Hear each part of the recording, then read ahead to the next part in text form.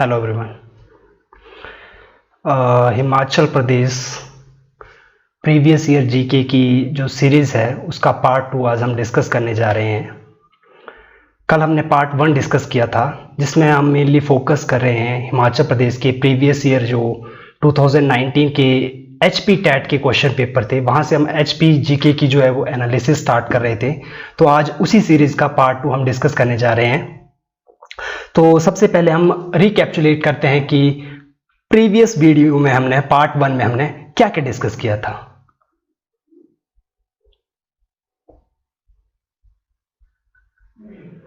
तो कल की जो वीडियो थी उसमें हमने सबसे पहले जाना हिमाचल प्रदेश टैट की जो 2019 के अंतर्गत HP जीके की कितनी वेटेज रही। 8 विषयों के लिए ये टैट दिया जाता था, उसमें हमने HP जीके की जो है वो वेटेज जानी।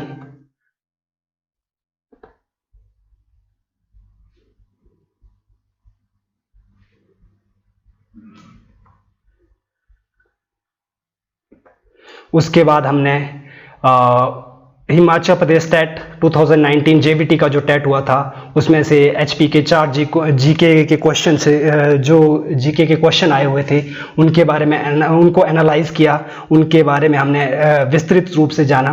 जैसे कि हिमाचल प्रदेश की सबसे लंबी नदी कौन सी थी, तो सतलुज 320 किलोमीटर, और इसके बारे में कुछ हमने फैक्चुअल इन्फॉर्मेशन के बारे में जाना।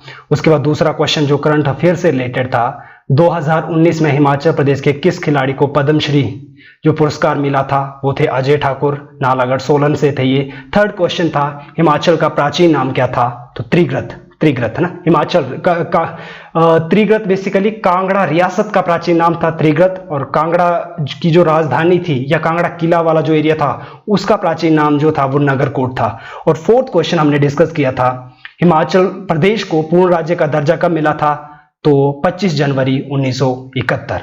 इसमें कंफ्यूजन वाले हमने 2 पॉइंट डिस्कस किए थे कि हिमाचल डे यानी हिमाचल कब अस्तित्व में आया, तो वो 15 अप्रैल, तो हिमाचल डे 15 अप्रैल, ठीक है। और हिमाचल प्रदेश स्टेटहुड डे यानी कि पूर्ण राज्य के रूप में उसे दर्जा कब मिला, तो 25 जैन, ठीक है, 25 जैन 1971। सो 25 जैन जो है वो हिमाचल प्रदेश स्टेटहुड डे के रूप में सेलिब्रेट किया जाता है।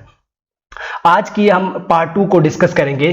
पार्ट 2 में हम हिमाचल प्रदेश टैट का जो जून 2019 का JBT का एग्जाम हुआ था उसमें हिमाचल प्रदेश की जो क्वेश्चन आए थे जीके के उनको डिस्कस करेंगे। तो इसमें हिमाचल प्रदेश जीके के 5 क्वेश्चन रहे थे, 5, ठीक है।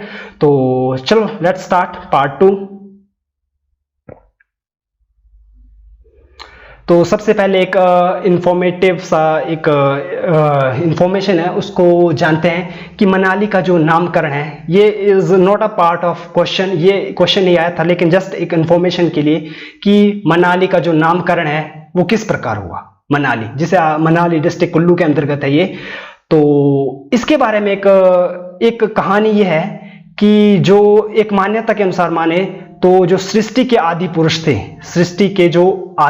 थे, या ये प्राचीन विधिदाता भी हैं, मतलब कि सृष्टि में किस तरीके के रीति रिवाज होंगे उनको समाज में लाने का जो दायित्व है वो इन ऋषि को जाता है, ऋषि मनु, ठीक है। उनका यहाँ पर मनाली के अंदर क्या था, निवास स्थान था। इस जगह पर जो था मनाली के अंदर इनका निवास स्थान था, ठीक है। और उन्हीं के नाम पर इस स्थान का नाम जो है वो मनाली पड़ा, मनाली, ठीक है। उन्हीं के नाम पर इस स्थान का नाम जो है मनाली पड़ा। और वर्तमान में आप जब मनाली जाएंगे तो इनका मंदिर भी है, मंदिर आपको इमेज के थ्रू समझाते हैं। ये है मनु मंदिर मनाली। ये मनु बेसिकली ऋषि थे जो कि मनाली में इनका निवास स्थान था, तो उन्हीं के नाम पर इस जगह का नाम मनाली पड़ा और आज इनका वर्तमान में मंदिर है। आप देख रहे होंगे ये वाला जो मंदिर है ये मनु मंदिर मनाली, ठीक है। और ये मनु मंदिर में मनाली, और ये उन्हीं मनाली में ही आपको ये एक और मंदिर के बारे में पता होना चाहिए, ये है हिडिंबा देवी का टेम्पल, हिडिंबा देवी का मंदिर, ठीक है। ये भी मनाली है। लेकिन यहां से आपको एक चीज और ध्यान रखनी है कि ये जो शैली है, ये इस प्रकार की जो शैली है इसको बोला जाता है पगोड़ा शैली। तो क्वेश्चन मैक्सिमम टाइम ये आता है कि जो मनु मंदिर मनाली है वो किस शैली में निर्मित हुआ है, या हिडिंबा देवी का जो टेम्पल है वो किस शैली में निर्मित हुआ है, तो पगोड़ा। इस टाइप की शैली होती है, सीढ़ी नुमा जो है वो छत बनी होती है, सीढ़ी नुमा इस टाइप से, छत पर छत, ऊपर एक आपको एक तीर टाइप का दिखेगा, लेकिन जो नीचे वो एक सीढ़ियों की तरह बनाए, सीढ़ी नुमा आकृति आपको दिखेगी। ठीक है, तो ये कौन सी शैली है, ये है पगोड़ा शैली। तो आपको ये पता होना चाहिए, मैक्सिमम टाइम ये क्वेश्चन पूछा जाता है कि हिडिंबा देवी का जो टेम्पल है वो किस शैली में निर्मित है, तो पगोड़ा। और मनु मंदिर भी साथ में जो है वो पगोड़ा शैली में निर्मित है। आपको एक इंफॉर्मेशन और ध्यान रखनी है कि जो हिडिंबा देवी का मंदिर है, यहां पर एक मेला भी लगता है जो कि हिडिंबा देवी को ही समर्पित है। आई थिंक डूंगरी मेला है ना, डूंगरी मेला यहां पर लगता है। वो कहां लगता है, हिडिंबा देवी के मंदिर के सामने लगता है, तो वो इन्हीं को समर्पित है। और वो कहां लगता है, मनाली के अंतर्गत लगता है। अब मूव करते हैं हम अपने फर्स्ट क्वेश्चन की। ये तो एक शॉर्ट सी इंफॉर्मेशन। अब हम टेट के फर्स्ट क्वेश्चन पूछा गया था हिमाचल प्रदेश जी के एग्जाम का, कि झांकी और हांतर ये कहां के लोक नृत्य हैं। झांकी और हांतर ये कहां के लोक नृत्य हैं, फोक डांस। ये किस डिस्ट्रिक्ट के अंतर्गत, हिमाचल प्रदेश के किस डिस्ट्रिक्ट के अंतर्गत झांकी और हांतर लोक नृत्य, फोक डांसेस जो है वो किए जाते हैं। तो ये किए जाते हैं, इसका राइट आंसर था डिस्ट्रिक्ट चंबा, डिस्ट्रिक्ट चंबा। अच्छा, इसके अलावा अब हम इसके बारे में और कुछ फैक्चुअल इंफॉर्मेशन इकट्ठी करेंगे कि चंबा के लोक नृत्य या फोक डांस और कौन कौन से। इसके अलावा ये तो आपने दो देख लिए, और कौन कौन से हैं। चंबा के अंदर डंडारस किया जाता है, डंडारस ये वहां का फोक डांस है। आलोमाली, अंचली, डंगी या डांगी और ढेपक, इसके बारे में तो आई थिंक एचएस के एग्जाम में पूछा गया था कि हिमाचल प्रदेश का कौन सा फोक डांस है, या चंबा डिस्ट्रिक्ट के अंदर कौन सा फोक डांस ऐसा किया जाता है जिसमें केवल महिलाएं भाग लेती हैं, तो वो ये वाला डांस है, ये डंगी और ढेपक। ये जो डांस है, फोक डांस है, इसमें सिर्फ महिलाएं भाग लेती है। इसके अलावा वहां पर चुराही नृत्य किया जाता है, चुराही, पंगवाल, गुरेही, सेन, झांझर, ये मैक्सिमम टाइम पूछा जाता है झांझर। और फूल यात्रा, ये बेसिकली फेमस है पांगी की फूल यात्रा। और इसके अलावा हांतर, ये तो क्वेश्चन में पूछा भी गया हुआ है, तो आपने मेन याद रखने हैं। इसके अलावा चंबा के लोकगीत कौन कौन से, लोकगीत, यहां से गीत वर्ड रह गया है। चंबा में कौन कौन से लोकगीत जो हैं वो गाए जाते हैं, उनके जो फोक सॉन्ग है वो है फुलमुरांजू लोकगीत, एक लच्छी लोकगीत, मैक्सिमम टाइम एग्जाम में पूछा जाता है, कुंजू चंचलो, भुनको गद्दी, राजा गद्दन।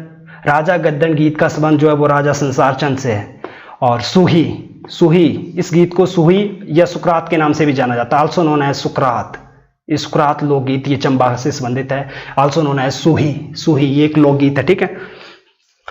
सुही एक मंदिर भी है, सुही एक लोकगीत भी है, ये किसी रानी से जुड़ा हुआ है, तो आगे इसके बारे में डिस्कस करेंगे। इसके अलावा चंबा में एक लोक नाट्य भी किया जाता है, लोक नाट्य, ठीक है, वो है झांकी। मोस्ट इंपॉर्टेंट क्वेश्चन, झांकी चंबा का एक लोक नाट्य है। तो झांकी कहां का लोक नाट्य है, डिस्ट्रिक्ट चंबा, ठीक है। अब इस क्वेश्चन से रिलेटेड और जो क्वेश्चन है वो प्रीवियस ईयर में पूछे गए हैं, हमारी कला और संस्कृति से जुड़े हुए हैं। तो क्या क्वेश्चन है, इसी क्वेश्चन से रिलेटेड अन्य क्वेश्चन डिस्कस करते हैं हम कि करियाला किस जिले का लोक नृत्य है। करियाला, करियाला, करियाला किस जिले का लोक नृत्य है। तो करियाला जो है लोक नृत्य, Kariyala is a folk dance of district Shimla. Shimla और डिस्ट्रिक्ट में भी जो ऊपरी हिमाचल है हमारा, किन्नौर, शिमला, कुल्लू में भी सेलिब्रेट किया जाता है, लेकिन जो पॉपुलरली फेमस है वो डिस्ट्रिक्ट शिमला, शिमला में काफी ज्यादा ये फेमस है करियाला लोक नृत्य, ठीक है। क्वेश्चन नंबर 2, वह कौन सा लोक नृत्य है जिसमें केवल महिलाएं भाग लेती हैं। ये क्वेश्चन आए हुए हैं प्रीवियस ईयर में, तो मैंने आपको अभी बताया था, डंगी या डांगी, डिस्ट्रिक्ट चंबा, ये क्वेश्चन आए हुए हैं, ठीक है। और नेक्स्ट क्वेश्चन है कि छांब, ये किस जिले का लोक नृत्य है। छांब, छांब एक राक्षस नृत्य है, राक्षस नृत्य। और ये जो सेलिब्रेट किया जाता है, ये इसको परफॉर्म किया जाता है वो डिस्ट्रिक्ट किन्नौर के अंतर्गत, डिस्ट्रिक्ट किन्नौर, डिस्ट्रिक्ट किन्नौर।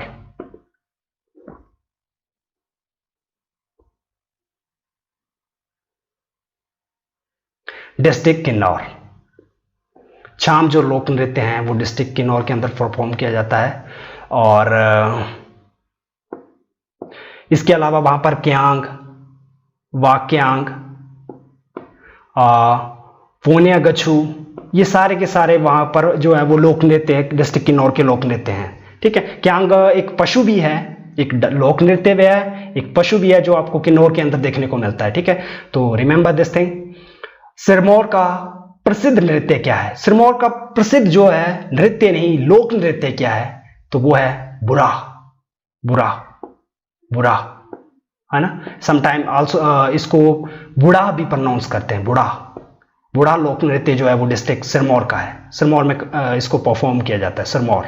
ठीक है, नेक्स्ट क्वेश्चन आया हुआ है कि महात्मा बुद्ध की याद में कौन सा लोक नृत्य जो है वो किया जाता है, हिमाचल प्रदेश में परफॉर्म किया जाता है।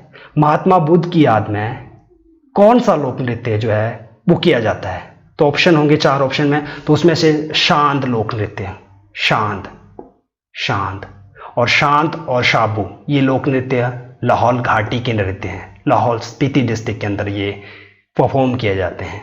ठीक है, उस गाने का क्या नाम है जिसमें चंबा की रानी सुनैना देवी साहिल वर्मन की पत्नी थी? ये सुही के बलिदान की कहानी का चित्रण है।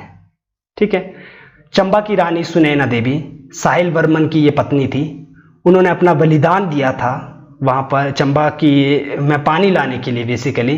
तो उनके बलिदान के चित्रण के रूप में कौन सा जो गाना है वो गाया जाता है? तो सुकरात, सुकरात। और उनकी याद में सूही मेला भी लगता है जिसमें केवल महिलाएं और बच्चे ही भाग लेते हैं। ठीक है, तो ये चंबा उनके याद में जो है वो सुकरात गीत गाया जाता है। और सुकरात कहाँ का लोकगीत है? डिस्ट्रिक्ट चंबा। ठीक है, राजा गद्दड़ गीत, ये कहाँ का लोकगीत है? राजा गद्दड़। तो राजा गद्दड़ जो लोकगीत है वो है डिस्ट्रिक्ट चंबा का, डिस्ट्रिक्ट चंबा। और ये गाया, ये जो है ये गीत जो इस गीत में वर्णन किया गया था राजा संसार चंद के द्वारा। वहाँ की जो एक सुंदर गद्दन थी नोकू, उसको बहलाने फुसलाने के लिए उन्होंने इस गीत को उनकी बहलाने फुसलाने के लिए उनके द्वारा ये इस गीत को यूज किया गया था, उनके द्वारा इस गीत को प्रयोग में लाया गया था, राजा गद्दन गीत। तो ये उन 2 व्यक्तियों से जुड़ा हुआ है, राजा संसार चंद कांगड़ा और नोकू गद्दन चंबा। ठीक है, और बुढ़ा नृत्य जो वो सिरमौर का है। और इसकी जो अभी हमने देखा सिरमौर का फेमस नृत्य है बुढ़ा या बुढ़ा, और इसकी जो विषय वस्तु है वो ये वर्णन करता है, युद्ध की शौर्य गाथा का वर्णन करता है, युद्ध की शौर्य गाथा इसका वर्णन करता है। इसकी जो विषय वस्तु है वो यही रहती है। तो क्वेश्चन नंबर 1 हमने डिस्कस किया कि झांकी और हांतर कहाँ के लोक नृत्य हैं? चंबा के। ठीक है, इसके अलावा हमने इसके चंबा के लोक नृत्य जाने, उसके लोकगीत जाने, उसका लोक नाट्य जाना। तो यहाँ से काफ़ी टाइम क्वेश्चन आते हैं और इससे जुड़े हमने कुछ इंपॉर्टेंट क्वेश्चंस को डिस्कस किया। तो हम मूव करते हैं अपने नेक्स्ट क्वेश्चन की ओर, जो कि दूसरा क्वेश्चन है हमारा। तो ये पूछा गया था कि केलांग में प्रथम प्राथमिक विद्यालय किस वर्ष खोला गया? Keylong headquarter of Lahaul Spiti, I think highest altitude पर स्थित हिमाचल प्रदेश का हेडक्वार्टर है। 12 डिस्ट्रिक्ट, हर डिस्ट्रिक्ट का एक हेडक्वार्टर होता है, उसमें से जो सबसे ज्यादा हाईएस्ट ऊंचाई पर स्थित है वो है लाहौल स्पीति का headquarter, which is Kelong, Kelong. ठीक है, तो क्वेश्चन था केलांग में प्रथम प्राथमिक विद्यालय ये कब खोला गया था? तो केलांग में प्रथम प्राथमिक विद्यालय खोला गया था 1861, 1861 ईस्वी में। ये क्वेश्चन पूछा गया है। ठीक है, क्योंकि ये टीचर से जुड़ा हुआ एग्जाम है, इसलिए शिक्षा से जुड़ा हुआ क्वेश्चन जो है वो आपको हिमाचल प्रदेश की एजुकेशन से के बारे में जो इंफॉर्मेशन इंपॉर्टेंट फैक्ट है उनके बारे में पता होना चाहिए। ठीक है, तो इससे जुड़े हुए इंपॉर्टेंट फैक्ट हमने ये ध्यान रख सकते हैं कि Kelong is a headquarter of Lahaul Spiti, जो कि हाईएस्ट अल्टीट्यूड पर है आउट ऑफ 12 डिस्ट्रिक्ट, और उसका अल्टीट्यूड है 3135 मीटर। ठीक है, और लोएस्ट पे है किस डिस्ट्रिक्ट के हेडक्वार्टर का अल्टीट्यूड लोएस्ट है तो वो है बिलासपुर का। बिलासपुर का हेडक्वार्टर है डिस्ट्रिक्ट बिलासपुर शहर जो है वो, और उसका अल्टीट्यूड है 610 मीटर। तो 3135 मीटर पे हाईएस्ट लाहौल स्पीति का headquarter which is Kelong, and Bilaspur शहर जो है वो बिलासपुर का हेडक्वार्टर है और उसका अल्टीट्यूड है 610 मीटर जो कि लोएस्ट है। ठीक है, क्वेश्चन डिस्कस करते हैं इसके बारे में हम कि हिमाचल प्रदेश अनिवार्य शिक्षा अधिनियम ये कब लागू हुआ। एजुकेशन से जुड़ा हुआ क्वेश्चन है तो नेचुरली डिस्कस करेंगे, और ये आया हुआ क्वेश्चन है, आई थिंक कमीशन के एग्जाम में आते रहते हैं ये वाले क्वेश्चन, जो टीचर रिक्रूटमेंट से जुड़े हुए एग्जाम होते हैं। तो हिमाचल प्रदेश अनिवार्य शिक्षा अधिनियम ये लागू हुआ था 1953। ठीक है, और हिमाचल प्रदेश प्राथमिक शिक्षा निदेशालय, जिसको आज हम जानते हैं प्रारंभिक शिक्षा निदेशालय, ठीक है, हिमाचल प्रदेश प्राथमिक शिक्षा निदेशालय की स्थापना हुई थी 1984, और 2005 में जो है वो इसका नाम बदल कर रख दिया गया प्रारंभिक शिक्षा निदेशालय। ठीक है, और महिमा पुस्तकालय, ये महिमा पुस्तकालय कहां पर है? नेक्स्ट क्वेश्चन यही पूछा गया हमसे, महिमा, ये क्वेश्चन आए हुए हैं। तो महिमा पुस्तकालय आपको देखने को मिलता है नाहन सिरमौर के अंतर्गत। ठीक है, नाहन सिरमौर में है महिमा पुस्तकालय। इंपॉर्टेंट फैक्ट ये है कि जो महिमा पुस्तकालय है ये हिमाचल प्रदेश का सबसे पुराना पुस्तकालय है, सबसे पुराना। ठीक है, सबसे, तो हिमाचल प्रदेश का सबसे पुराना है, तो मैं इसको इस वे में कह सकता हूं कि हिमाचल प्रदेश का जो प्रथम पुस्तकालय था उसका नाम क्या था? तो महिमा लाइब्रेरी। ठीक है, और इसकी जो स्थापना हुई थी वो हुई थी 1926 में राजा अमर प्रकाश के द्वारा। अमर प्रकाश ये सिरमौर के राजा थे।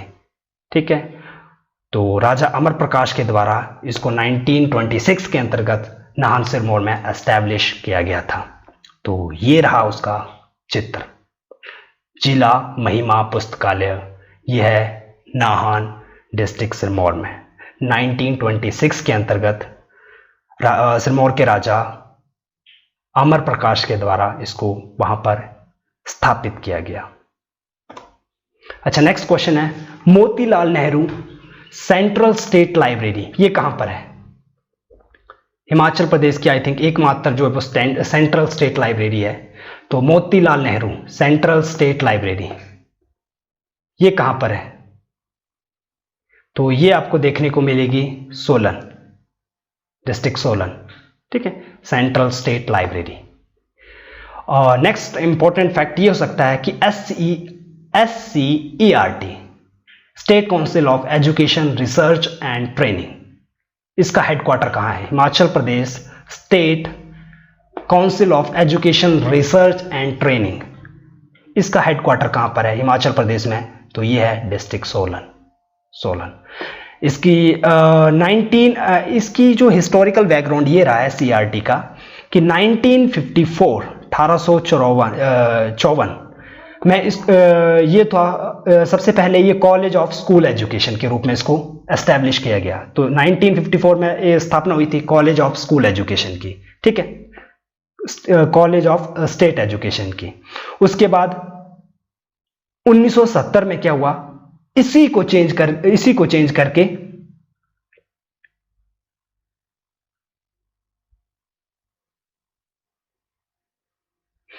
क्या हुआ कि 1970 में क्या हुआ, 1954 में एस्टैब्लिश हुआ कॉलेज ऑफ स्कूल एजुकेशन। 1970 में क्या हुआ कि इसी को कन्वर्ट कर दिया गया और इसका नाम बना दिया गया स्टेट इंस्टीट्यूट ऑफ एजुकेशन। इसको बना दिया गया स्टेट इंस्टीट्यूट ऑफ एजुकेशन। ठीक है, और 1984 में फिर से इसको कन्वर्ट कर दिया गया SCERT। तो देखो, ये डायरेक्ट SCERT का गठन नहीं हुआ था। सबसे पहले कॉलेज ऑफ स्कूल एजुकेशन 1954 के अंतर्गत बनी, उसके बाद उसको 1970 ईस्वी में स्टेट इंस्टीट्यूट ऑफ एजुकेशन बना दिया गया, उसको 1984 में SCERT का में जो है वो चेंज कर दिया गया। ठीक है, तो हमसे तो मैक्सिमम टाइम यही पूछा जाता है कि SCERT का हेडक्वार्टर कहाँ है? तो डिस्ट्रिक्ट सोलन। और इसकी एस्टैब्लिशमेंट कब हुई? तो 1984। तो इससे जुड़े कुछ क्वेश्चन डिस्कस करते हैं कि विश्व प्रसिद्ध लॉरेंस स्कूल, इसको सनावर स्कूल भी बोलते हैं। ठीक है, ये कहाँ पर है? एक वर्ल्ड फेमस स्कूल है लॉरेंस स्कूल, अंग्रेजों के टाइम बना था, 1847 से बना हुआ है। इसको एस्टेब्लिश किया था सर हेनरी लॉरेंस और उनकी पत्नी होनोरिया ने, होनोरिया, ठीक है, उनकी पत्नी का नाम था होनोरिया। उन्होंने 1847 ईस्वी में इसको बनाया था, विश्व प्रसिद्ध लॉरेंस स्कूल। ये कहां पर है? ये है सनावर। और सनावर कहां पर पड़ता है? पर्टिकुलर प्लेस का नाम है सनावर। कहां पड़ता है ये? कसौली। और कसौली कहां पर पड़ता है? कसौली पड़ता है डिस्ट्रिक्ट सोलन में। और इसकी इमेज में आपको बताता हूं, ये है, ये वाला है Sanawar school. This is Sanawar school, विश्व वर्ल्ड फेमस है ये, ठीक है। 1847 ईस्वी में इसको, ये अंग्रेजों द्वारा निर्मित है इसलिए काफी ज्यादा फेमस स्कूल है ये। तो 1847 में ये बना था, इसको बनाया था सर हेनरी लॉरेंस, उन्हीं के नाम पर स्कूल का नाम पड़ा है। और इसको आल्सो नोन है सनावर स्कूल, क्योंकि ये सनावर नामक जगह पर है इसलिए इसको सनावर स्कूल भी बोलते हैं। तो हमसे तो ये पूछा गया कहां पर है, तो सनावर। लॉरेंस स्कूल कहां पर है? सनावर। सनावर कहां पर पड़ता है? कसौली सोलन के अंतर्गत, ठीक है। और किसको इसके जो निर्माण करता थे इनके बारे में आपको याद रखना है। नेक्स्ट क्वेश्चन है कि हिमाचल प्रदेश में 10+2+3 की नई शिक्षा प्रणाली जो कब लागू की गई? पहले हम 10 तक पढ़ते हैं, फिर 11th 12th करते हैं, फिर ग्रेजुएशन के 3 साल। पहले 10 साल, फिर 11th 12th और उसके बाद 3 साल ग्रेजुएशन के। ये वाली नीति कब लागू की गई थी हिमाचल प्रदेश में? तो ये नई एजुकेशन पॉलिसी आई थी 1986, तो उसी समय हिमाचल प्रदेश में अडॉप्ट कर ली गई थी। तो 1986 जब न्यू एजुकेशन पॉलिसी जो है वो हिमाचल प्रदेश में या भारत में आई थी 1986, उस नीति के तहत ही हिमाचल प्रदेश में 10+2+3 का जो नई शिक्षा नीति है उसको लागू कर लिया गया, ठीक है। हिमाचल प्रदेश में सैनिक स्कूल कहां पर है? ये क्वेश्चन आए हुए हैं, वहां से लेके हैं, क्योंकि ये रिलेटेड क्वेश्चन है इसलिए डिस्कस कर रहे हैं इसके साथ। तो हिमाचल प्रदेश में सैनिक स्कूल कहां पर है? तो हिमाचल प्रदेश में सैनिक स्कूल है सुजानपुर, और सुजानपुर पड़ता है डिस्ट्रिक्ट हमीरपुर में। हमीरपुर, ये रही इसकी इमेज। क्योंकि जितने ज्यादा हम पिक्चर या इमेज के थ्रू समझेंगे तो चीजें काफी बेहतरी या काफी लॉन्ग टाइम तक हमारे माइंड में रिटेन रहेंगी, ठीक है।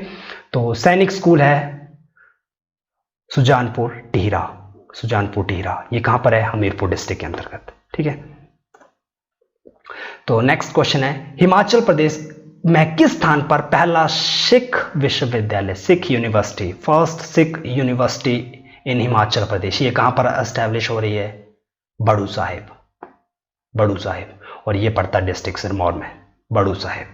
तो इंपॉर्टेंट क्वेश्चन रहेगा, आई थिंक आया हुआ है प्रीवियस ईयर में, तभी यहां पर नोट डाउन किया गया है ये इसको। चलो, फर्स्ट क्वेश्चन हमने डिस्कस किया था कि झांकी और हांतर कहाँ के लोक नृत्य हैं? तो चंबा के। काफ़ी और इसके बारे में हमने काफ़ी ज़्यादा क्वेश्चन और चंबा के जो कल्चर है उसको डिस्कस किया हमने। सेकंड क्वेश्चन हमने डिस्कस किया कि केलांग में प्रथम प्राथमिक विद्यालय, प्राइमरी स्कूल जो केलांग में कब एस्टेब्लिश किया गया? तो 1861, 1861 ईस्वी में। उसके बाद हमने जाना कि इसके बाद हमने क्वेश्चन की डिस्कस की लॉरेंस स्कूल के बारे में। न्यू एजुकेशन पॉलिसी के तहत जो 10+2+3 सिस्टम का जो नीति आई थी वो हिमाचल प्रदेश में कब लागू की गई थी? हिमाचल प्रदेश में सैनिक स्कूल कहाँ पर है? और first Sikh university of Himachal Pradesh that is in बड़ू साहिब डिस्ट्रिक्ट सिरमौर। मूव करेंगे नेक्स्ट क्वेश्चन की तरफ। तो थर्ड क्वेश्चन पूछा गया था कुफरी ज्योति और कुफरी जीवन। कुफरी जीवन और कुफरी ज्योति ये दो प्रसिद्ध किस्में हैं। ये किसकी प्रसिद्ध किस्में हैं?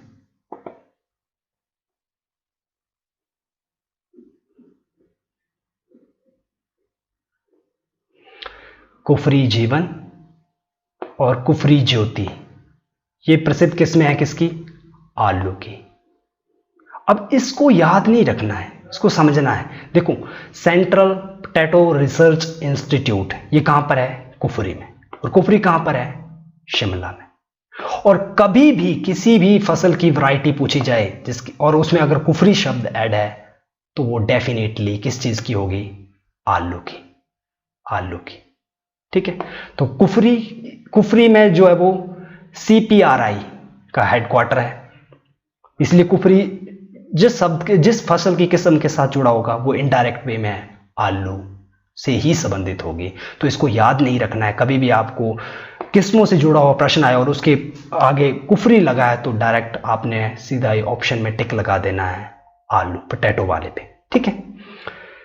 अच्छा, central potato research institute, basically ये जो था वो पहले आई थिंक 1949 में एस्टेब्लिश हुआ था बिहार पटना में पहले ये था, और वहां से 1956 में इसको कुफरी शिमला जो है वो 1956, very important question, very very important question, 19 कब इसको जो है वो वहां से शिमला ट्रांसफर किया गया था 1956, और कहां लाया गया कुफरी, और कुफरी कहां है, डिस्ट्रिक्ट शिमला में, ठीक है।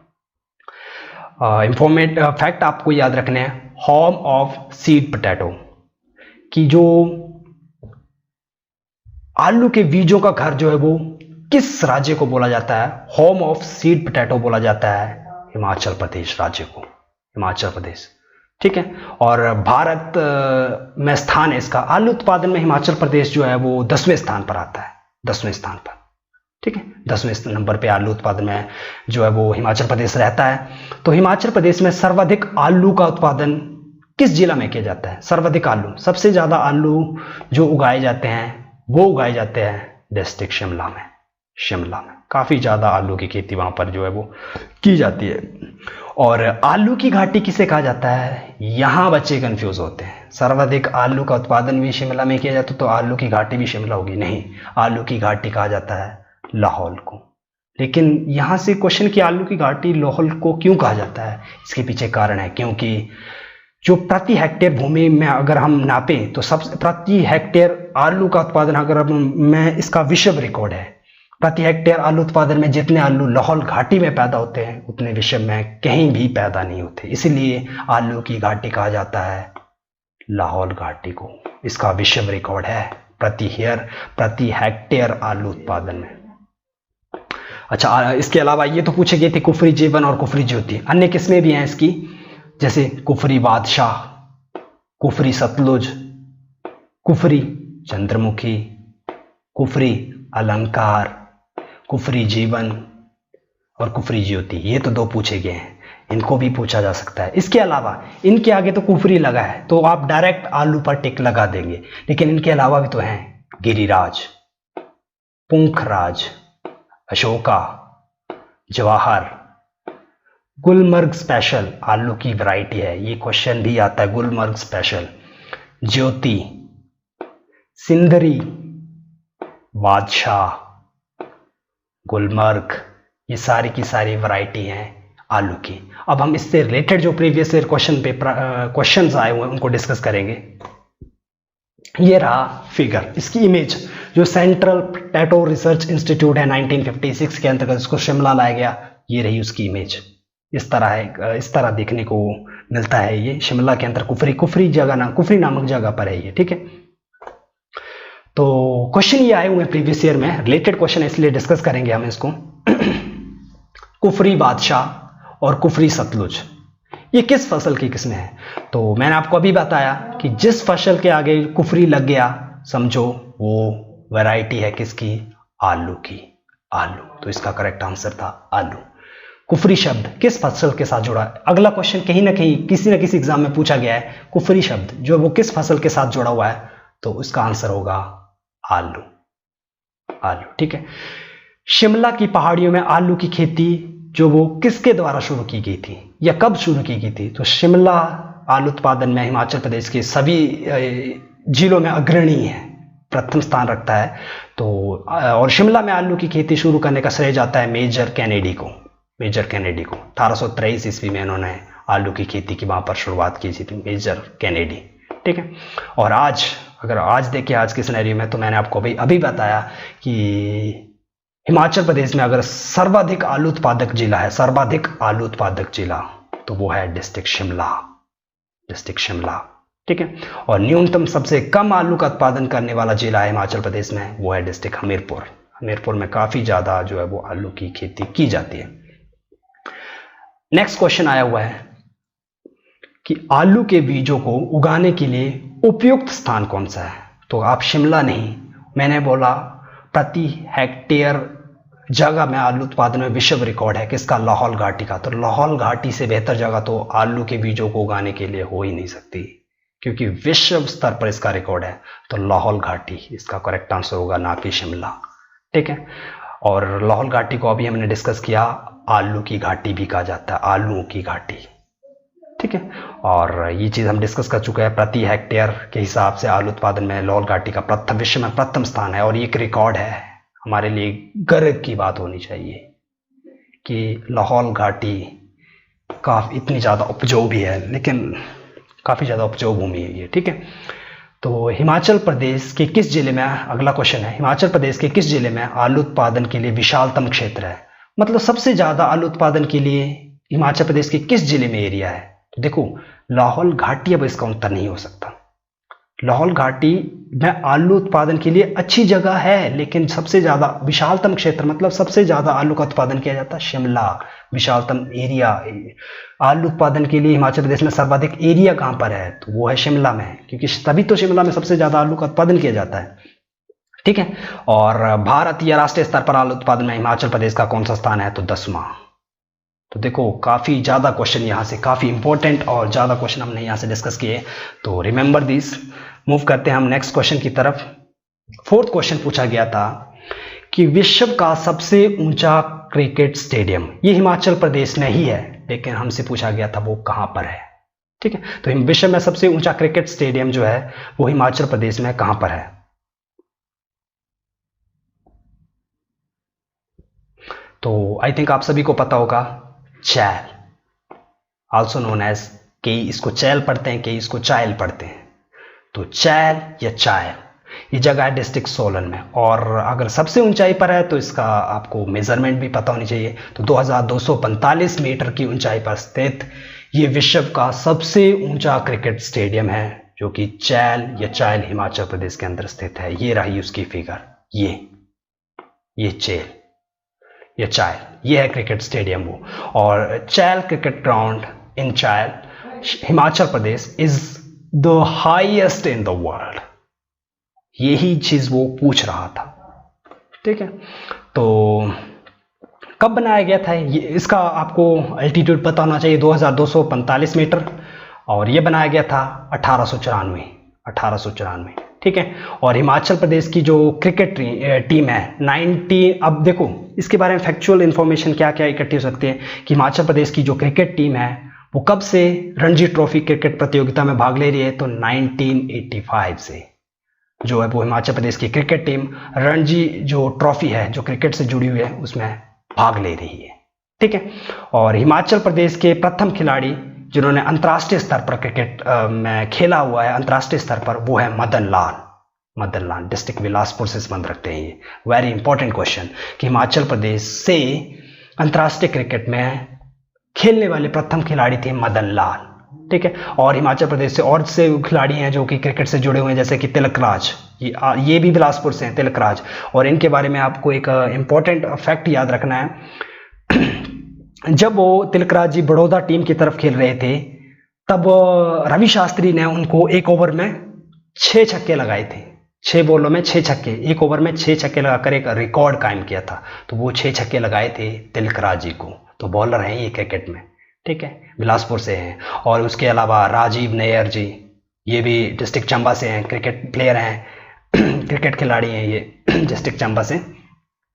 और ये हिमाचल प्रदेश का सबसे बड़ा खेल पुरस्कार, that is Parshuram award, Himachal Pradesh का सबसे बड़ा जो खेल अवार्ड है परशुराम अवार्ड, वो उनको मिल चुका है। तो देखो 3 खिलाड़ी क्रिकेट खिलाड़ी है, मदन लाल पहले थे, तिलकराज जी भी रहे हैं, बिलासपुर से हैं ये, और राजीव नैयर ये जो हैं वो चंबा से हैं। तो हिमाचल प्रदेश क्रिकेट से संबंध रखते थे। तो इंपॉर्टेंट क्वेश्चन डिस्कस करेंगे इस क्वेश्चन से रिलेटेड हम। हिमाचल प्रदेश की कौन सी महिला खिलाड़ी जिसने 2014 की एशियाई खेलों में स्वर्ण पदक जीता, है ना, और विजेता जो स्वर्ण पदक विजेता थी महिला कबड्डी टीम, उसकी भारतीय टीम में सदस्य रही थी, तो वो कौन सी खिलाड़ी थी? ठीक है, तो वो दो हमारे हिमाचल 2014 की एशियाई खेलों में जो महिला कबड्डी टीम है जो भारत की, उन्होंने स्वर्ण पदक जीता था। और हिमाचल प्रदेश की 2 बेटियां जो थी वो इसकी सदस्य रही थी, एक थी कविता ठाकुर और दूसरी थी पूजा ठाकुर। आई थिंक ये दोनों कुल्लू से हैं, ठीक है, ये आपको याद रखना है। और कल हमने क्वेश्चन डिस्कस किया था अजय ठाकुर, प्रियंका नेगी, याद आ रहा है कुछ, कविता ठाकुर और पूजा ठाकुर, ये सारे कबड्डी प्लेयर हैं हिमाचल प्रदेश से। नेक्स्ट क्वेश्चन है कि कविता ठाकुर किस खेल से संबंधित है। देखो पूछा तो इन चारों में से किसी के बारे में भी जा सकता था, कल अजय कुमार के बारे में पूछा हुआ था, तो देखो मैंने आपको बताया तो है, पूजा ठाकुर, कविता ठाकुर ये कुल्लू से, प्रियंका नेगी सिरमौर से, शिलाई सिरमौर से, और अजय ठाकुर नालागढ़ से। ये चारों के चारों कबड्डी प्लेयर हैं हिमाचल प्रदेश के और काफ़ी पॉपुलर हैं, इसलिए एग्जाम में पूछे जाते हैं, ठीक है, फेमस है। नेक्स्ट क्वेश्चन है सोलंग नाला, ये किसके लिए प्रसिद्ध है। तो सोलंग नाला इन जो एक्टिविटीज़ हैं, स्कीइंग हो गया, जोरिंग हो गया और आई थिंक ये गलत लिख दिया मैंने, कोई बात नहीं, इसको ठीक कर लेंगे। ये इन इवेंट सोलंग नाला जो वो इनके लिए फेमस है। और आपको ये पता होना चाहिए कि जो स्कीइंग का वर्ल्ड कप हुआ था उसमें आंचल ठाकुर जो बिलासपुर से हैं, इन्होंने भारत को प्रथम ब्रॉन्ज मेडल दिलाया था स्कीइंग में। तो आंचल ठाकुर का नाम आपने याद रखना है। आंचल ठाकुर जो है वो किस खेल से संबंधित है, स्कीइंग से, स्कीइंग, ठीक है। और भारत के लिए इन्होंने प्रथम मेडल जीता था, ब्रॉन्ज मेडल जीता था स्कीइंग में आंचल ठाकुर ने, ठीक है। नेक्स्ट है शिलारू खेल का मैदान, ये एक एस्ट्रोटर्फ मैदान है हॉकी का। एस्ट्रोटर्फ हॉकी का जो ग्राउंड है वो किसके लिए या किस जगह पर है। शिलारू वर्ल्ड फेमस है, शिलारू वर्ल्ड का हाईएस्ट अल्टीट्यूड पर स्थित है, हॉकी ग्राउंड है ये, ठीक है। ये है शिलारू, जगह पड़ती है डिस्ट्रिक्ट शिमला में। तो ये जो है वो कहाँ पर है, शिलारू जो है वो हॉकी का मैदान, ये डिस्ट्रिक्ट शिमला में है। ये रही उसकी इमेज, ये Asia highest astroturf hockey ground in Shilaru district Shimla, Himachal Pradesh, India, ठीक है, एशिया हाईएस्ट, ठीक है, शिलारू। नेक्स्ट क्वेश्चन है धाविका सुमन रावत को हिमाचल प्रदेश का कौन सा पुरस्कार प्राप्त है। एथलीट हैं सुमन रावत, ये जो है ये रही उनकी इमेज, ये सुमन रावत, एथलीट सुमन रावत, काफ़ी फेमस एथलीट रही है ये, काफ़ी ज़्यादा इन्होंने नाम कमाया है इस फील्ड के अंतर्गत अपना। तो इनके बारे में इनको कौन सा अवार्ड मिला हुआ है तो मैं आपको बता दूं, हिमाचल प्रदेश सरकार ने 1987 में हिमाचल प्रदेश के सबसे बड़े खेल पुरस्कार की स्थापना की, that is Parshuram award, Himachal Pradesh का सबसे बड़ा खेल पुरस्कार। और 1987 में इसकी प्रथम विजेता थी सुमन रावत, जो कि क्या है, पेशे से एथलीट हैं, धावक हैं, और ये कहाँ से बिलोंग करती है, सुंदरनगर मंडी से, ठीक है। और 1987 में उनको सिर्फ परशुराम अवार्ड ही नहीं मिला था, अर्जुन अवार्ड भी उन्होंने 1987 में ही लिया था। तो अगर ऑप्शन में दोनों हैं तो both A and B is correct answer, ठीक है। तो नेक्स्ट क्वेश्चन इसी से जुड़ा हुआ क्वेश्चन इस वे में पूछा गया था कि 1987 में सबसे पहले जो परशुराम अवार्ड था वो किस व्यक्ति को मिला था। तो ये मिला था सुमन रावत, सुमन रावत, कब, 1987। तो क्वेश्चन किसी घुमा फिरा के किसी भी वे में पूछा जा सकता है, किसी भी वे में पूछा जा सकता है, तो आपने कंफ्यूज नहीं होना है, चीज़ों को समझने की कोशिश करनी है, ठीक है। फिफ्थ क्वेश्चन की ओर मूव करेंगे। ये आपको मैंने ट्रायल दिखाया है ना, क्रिकेट स्टेडियम वर्ल्ड का हाईएस्ट, ये शिलारू ये भी हाईएस्ट, ठीक है। और ये हैं एथलीट सुमन रावत। मूव करेंगे हम नेक्स्ट क्वेश्चन की तरफ। Fifth and last question, 5 question पूछे गए थे जो जून का 2019 का टेट एग्जाम हुआ था एचपी का, उसमें 5 क्वेश्चन थे। फिफ्थ क्वेश्चन जो है वो है हिमाचल प्रदेश की सबसे बड़ी प्राकृतिक झील ये कौन सी है। कल मैंने आपको आई थिंक पढ़ाया था पिछली प्रीवियस वीडियो पार्ट 1 वीडियो में कि हिमाचल प्रदेश की सबसे बड़ी कृत्रिम झील कौन सी है। तो इसका आंसर आपको कमेंट सेक्शन में लिख के बताना है, और चीज़ों को जितना ज़्यादा आप डिटेल से लिखेंगे चीज़ें उतनी बेहतरी से आपको समझ में आएंगी, ठीक है। So please write down in the comment section कि हिमाचल प्रदेश की सबसे बड़ी कृत्रिम झील कौन सी है। तो मूव करते हैं हम क्वेश्चन की तरफ, आते हैं अपने क्वेश्चन की तरफ। हिमाचल प्रदेश की सबसे बड़ी प्राकृतिक झील, natural lake, largest natural lake in HP. तो हमसे यहां पर जिला पूछा हुआ है, तो वो है डिस्ट्रिक्ट सिरमौर। सिरमौर, और उस झील का नाम है रेणुका, रेणुका झील। ठीक है, रेणुका झील। पिक्चर देखेंगे इसकी, ये है रेणुका झील। इसके बारे में आपको, ये largest natural lake in HP. ठीक है, इसके बारे में कुछ फैक्ट डिस्कस करेंगे। डिस्ट्रिक्ट सिरमौर में आपको ना सिर्फ 2 झीलें देखने को मिलती हैं, 2। वो 2 झीलें कौन कौन सी हैं?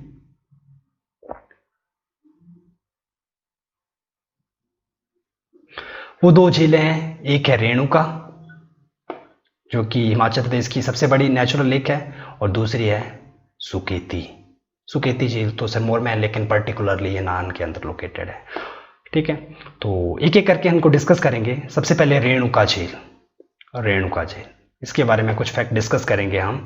तो रेणुका झील के बारे में क्या क्या फैक्ट है? एक fact, first fact is that कि हिमाचल प्रदेश की सबसे बड़ी प्राकृतिक झील है, नो डाउट।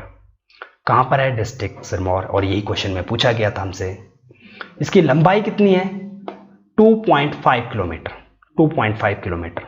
और इसकी जो शेप है ना, वो एक सोई हुई महिला की आकृति की। यहाँ पर थोड़ा सा लिखने में गलती हो गई है, सोई हुई महिला। ऐसा लगता है जैसे कोई महिला सोई हुई हो, उसके समान दिखाई देती है। जैसे कि इमेज में देखेंगे, ये देखो, ये 2.5 किलोमीटर लंबी।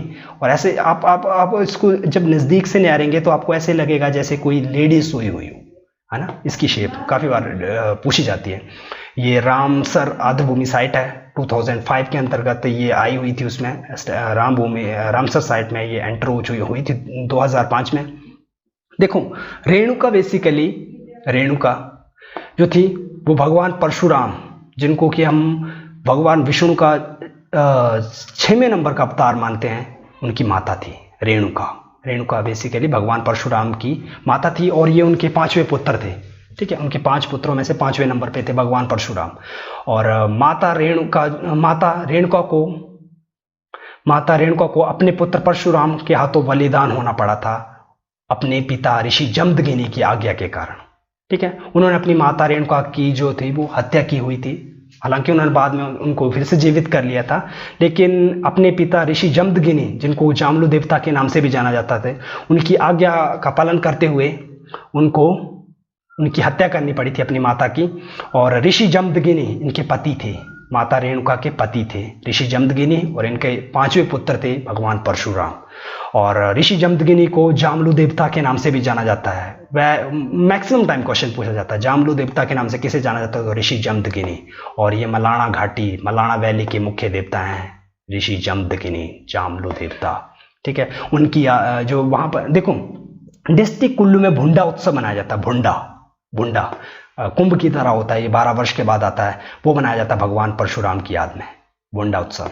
ठीक है, और परशुराम ताल जो है वो रेणुका झील के किनारे है। ठीक है, तो देखो क्वेश्चन ये पूछा जाता है मैक्सिमम टाइम कि रेणुका झील से संबंधित व्यक्ति कौन से? तो ऋषि जमदग्नि, या तो ऑप्शन में ये होगा, या तो भगवान परशुराम, है ना। और परशुराम ताल के बारे में पूछा कि वो किस झील, रेणुका झील के किनारे किसका जो ताल है वो परशुराम, भगवान परशुराम जी का ताल है। ठीक है, भगवान परशुराम। दूसरी झील है वहां पर सुकेती झील, सुकेती। तो आई थिंक सुकेती झील जो है वो नाहन सिरमौर में है। ठीक है, और कहां पर ये क्वेश्चन पूछा जाता है? सुकेती जीवाश्म पार्क, सुकेती फॉसिल पार्क, ये कहां पर है? नाहन। और भारत का प्रथम फॉसिल पार्क था जो था वो सुकेती फॉसिल पार्क था, also known as Shivalik fossil park. ठीक है, और इसी किनारे है झील।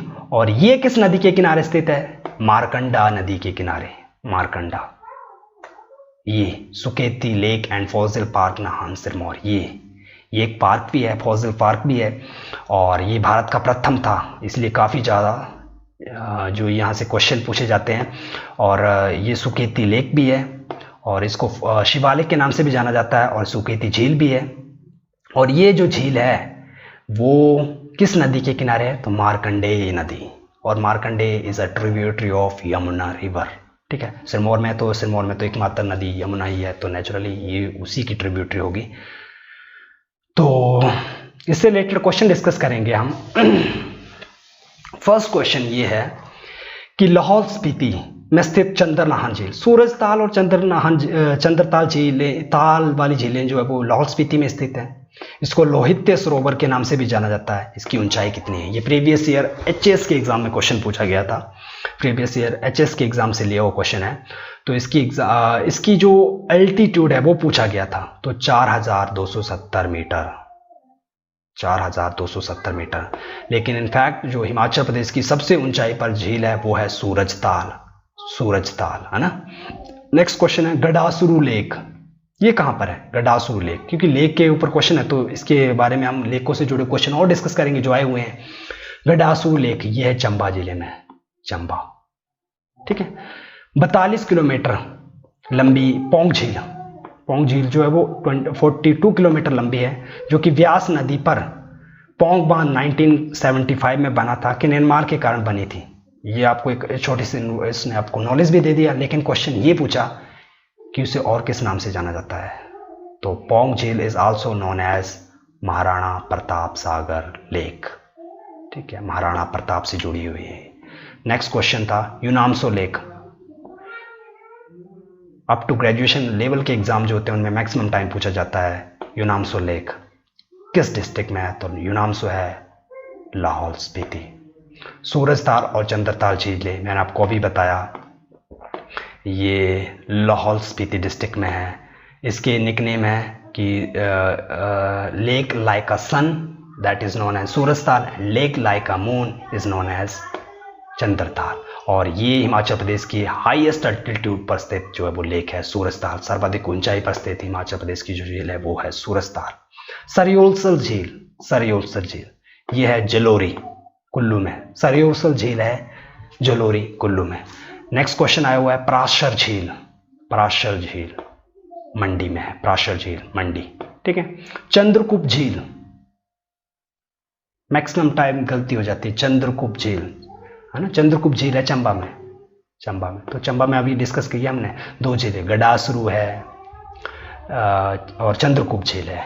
इसके अलावा भी काफ़ी झीलें हैं चंबा में। नेक्स्ट क्वेश्चन है सुखसार झील, ये मंडी में है, सुखसार झील मंडी में है।